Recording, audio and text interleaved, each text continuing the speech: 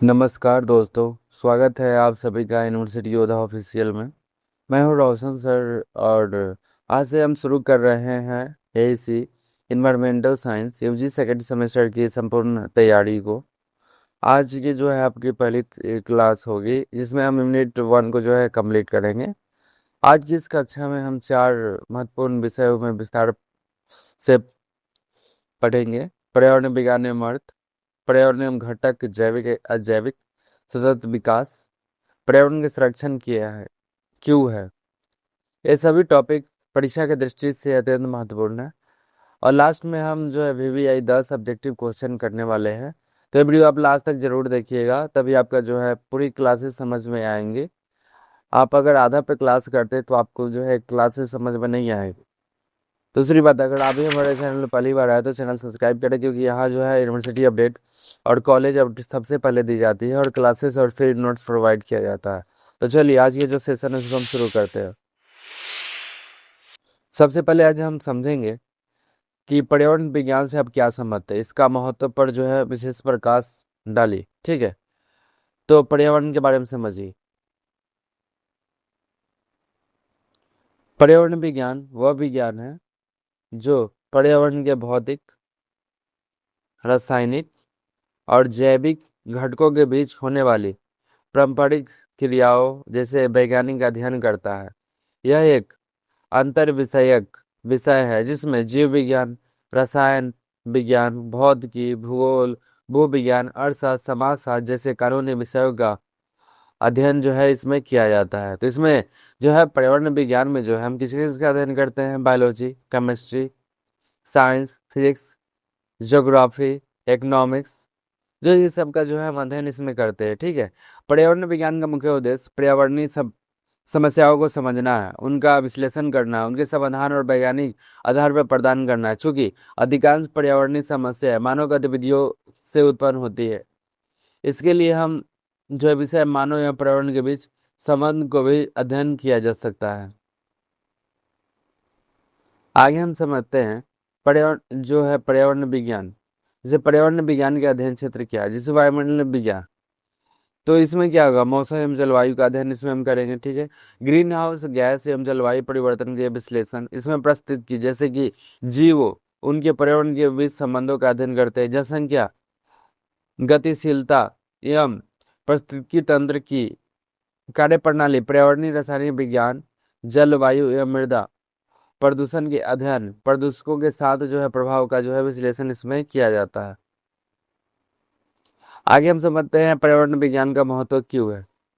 तो देखिए, पर्यावरण का जो है समस्याओं का वैज्ञानिक विश्लेषण, पर्यावरण विज्ञान का जलवायु परिवर्तन से जैव विविधता, ह्रास, मृदा, भूजल प्रदूषण, कचरा प्रबंधन तथा वायु में हानि प्रदूषण जैसी समस्याओं का अध्ययन करके समाधान खोजने में जो है इसका सहायक होता है। दूसरा, पारिस्थितिकी तंत्र में संरक्षण का पुनः स्थापन,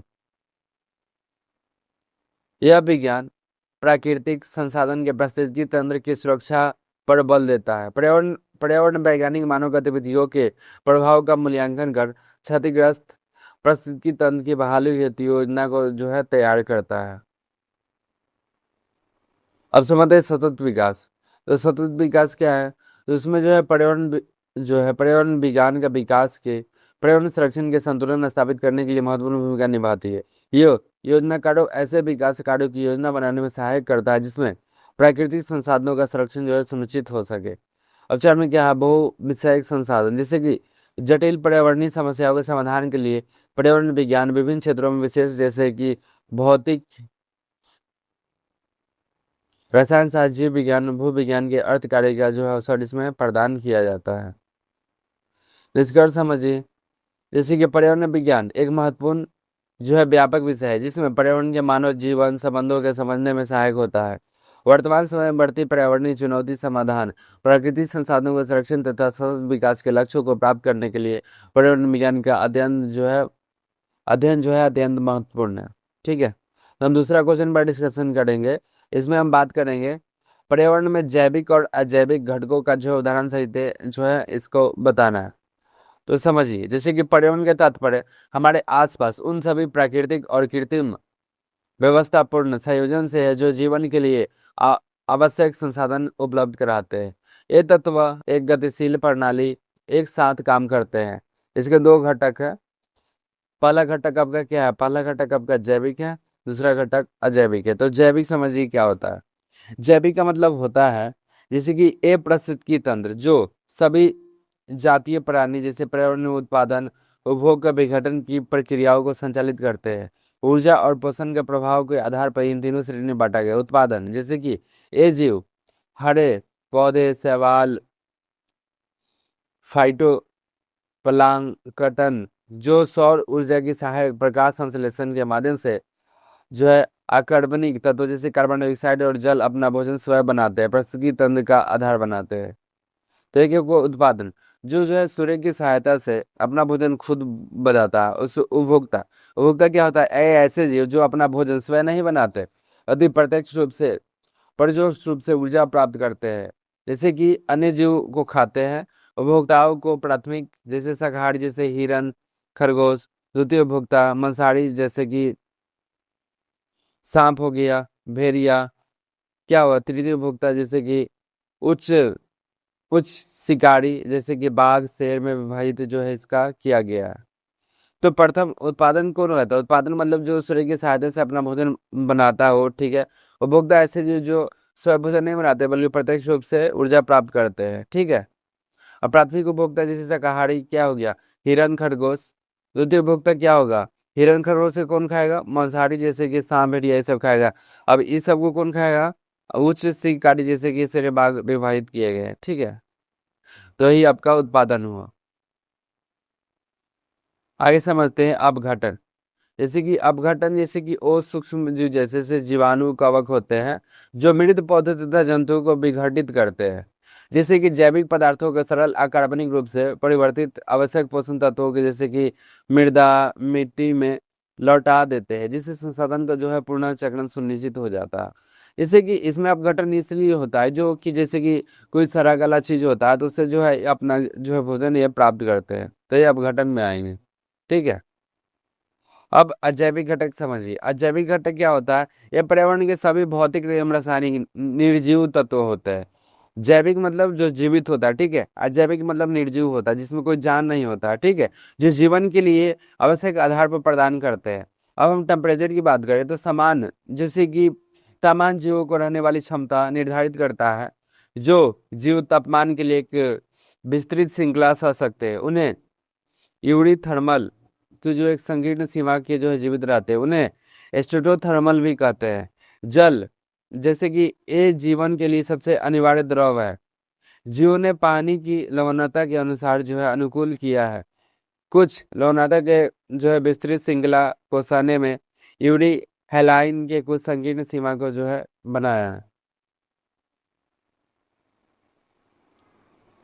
आगे समझते हैं लाइट, प्रकाश क्या होता है। जैसे कि पौधे के प्रकाश संश्लेषण की प्राथमिकता ऊर्जा का स्रोत पशुओं के लिए प्रकाश के दैनिक मौसमी गतिविधियों जैसे प्रजनन करता है, ठीक है। मृदा और भूमि जैसे कि यह पौधे में उगने के लिए आधार प्रदान करती है। इन्हें मौजूद पोषक तथा वनस्पति के सूक्ष्म जीवों पर पोषण करते हैं। ध्यान दें इसके अतिरिक्त एक मानवीय घटक होते हैं जिसमें मानव द्वारा निर्मित वस्तु जैसे कि शहर, उद्योग, सड़कें शामिल होते हैं जो प्राकृतिक प्राकृतिक तंत्र को जो है गहराई से जो है प्रभावित करता है, ठीक है। तो आपका जो है ये जो है सेकेंड क्वेश्चन समझ लिए जैविक और अजैविक क्या होता है। अब हम तीसरा क्वेश्चन के बारे में डिस्कशन करेंगे। सतत विकास की अवधारणा को विस्तृत रूप से स्पष्ट करें। तो सतत विकास क्या है उसका विशेष हम जानकारी इसमें देंगे। इस सतत विकास से अभिप्राय विकास के पर्यावरण के क्षणन बिना संतोषजनक प्रगति कार्य करता है। 1987 में संयुक्त राष्ट्र के ब्रंडलैंड आयोग, ठीक है, ने अपनी report our our common future में दिया था। इसकी प्रामाणिकता परिभाषा दी कि इसके अनुसार सतत विकास विकास जो भविष्य की पीढ़ी अपनी आवश्यकताओं को पूरी करने की क्षमता से समझौता किए बिना वर्तमान की जागरूकता को पूरा करता है। यह आर्थिक विकास, पर्यावरण गुणवत्ता और सामाजिक समानता के बीच संतुलन को स्थापित करने पर जोर देता है। जिसे सतत विकास के जो है तीन स्तंभ जैसे कि आर्थिक, सामाजिक, पर्यावरणिक आयाम भी कहा जाता है, ठीक है। तो किस रिपोर्ट में दिया गया था? ये रिपोर्ट दिया गया था आवर कॉमन फ्यूचर में। कौन दिया था? बोर्टलैंड आयोग। तो आप ध्यान रखिएगा, ठीक है।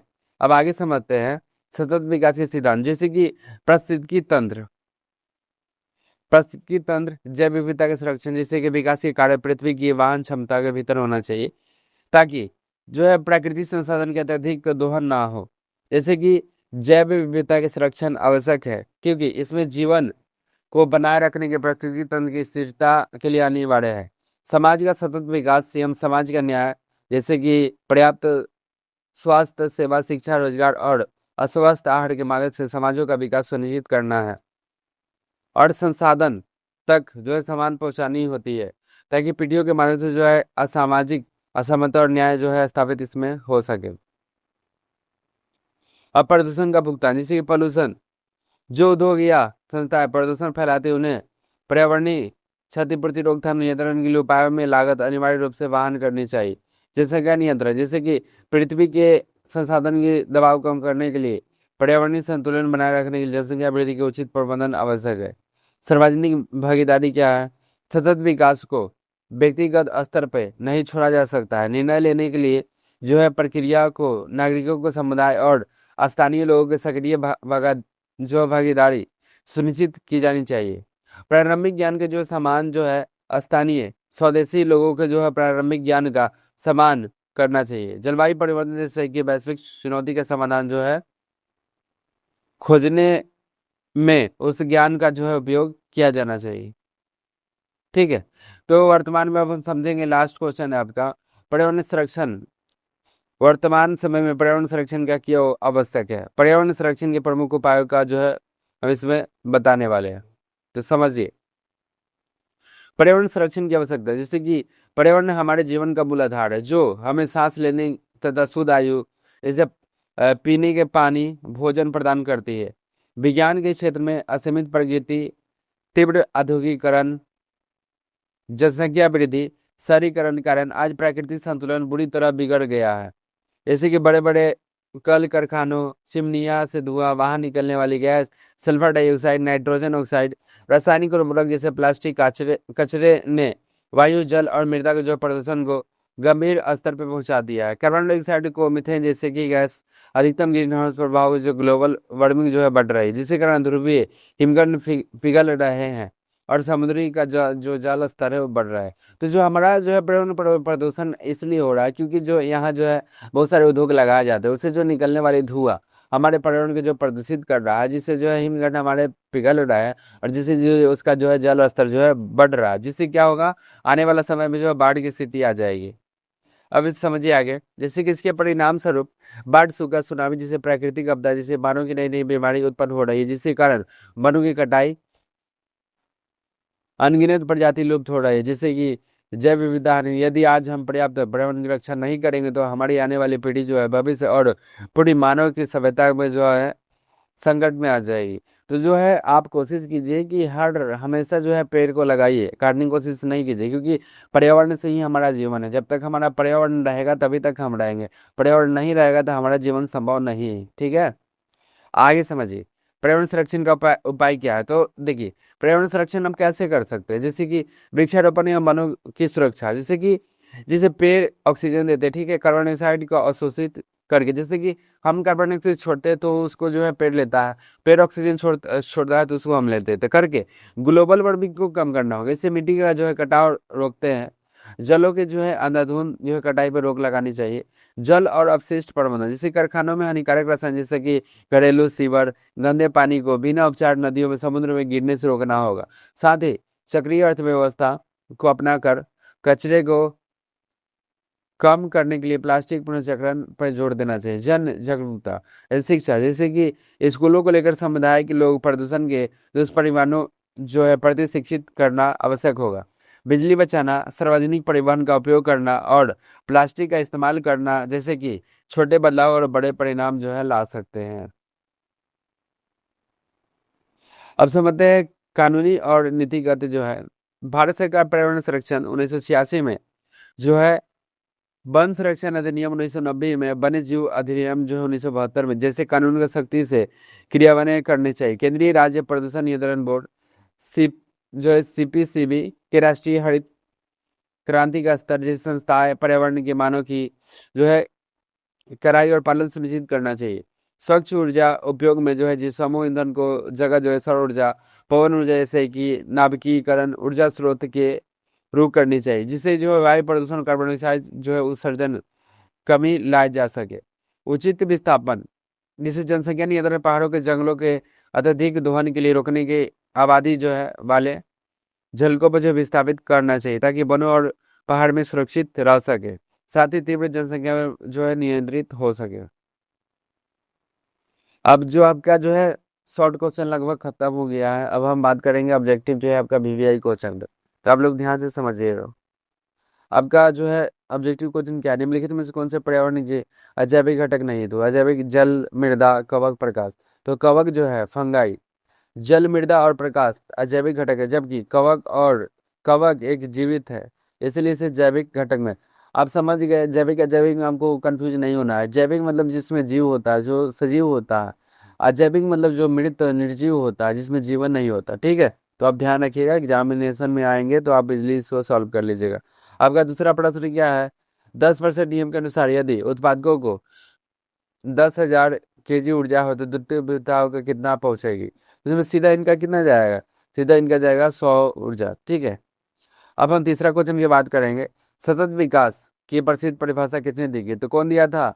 वुडलैंड रिपोर्ट के द्वारा दिया और कॉमन फ्यूचर में दिया गया था। ठीक है, वुडलैंड रिपोर्ट कब दिया था? 1987 में वुडलैंड रिपोर्ट द्वारा सतत विकास की स्वीकृति को प्रदान की गई थी। ठीक है, इसको ध्यान रखिएगा। चौथा आपका क्वेश्चन क्या है?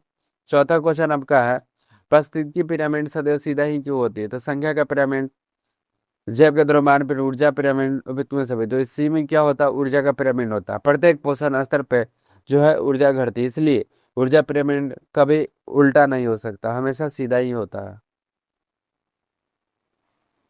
अब अगला क्वेश्चन समझिए। जैसे 1974 में गौड़ा देवी के नेतृत्व में आंदोलन प्रारंभ हुआ था, तो कौन हुआ था? अपिको आंदोलन, जंगल बचाओ आंदोलन, चिपको आंदोलन, नर्मदा आंदोलन। तो इसमें होता है चिपको आंदोलन। उत्तराखंड में जो है रैनी गांव के महिलाओं ने पेड़ों से चिपक कर जो है वनों कटाई को जो है विरोध किया था। अगला 6 नंबर क्वेश्चन को समझिए। सतत विकास के ज- जर्दी और सफेद का क्रम से क्या दर्शाते हैं? तो इसमें लोक पारिस्थितिकी तंत्र में जर्दी मनुष्य जैसे सफेद पारिस्थितिकी तंत्र का जो है प्रतीक होते हैं। आगे, पर्यावरण संरक्षण जो भारत में कब लागू हुआ था? पर्यावरण संरक्षण 1986 में लागू हुआ था।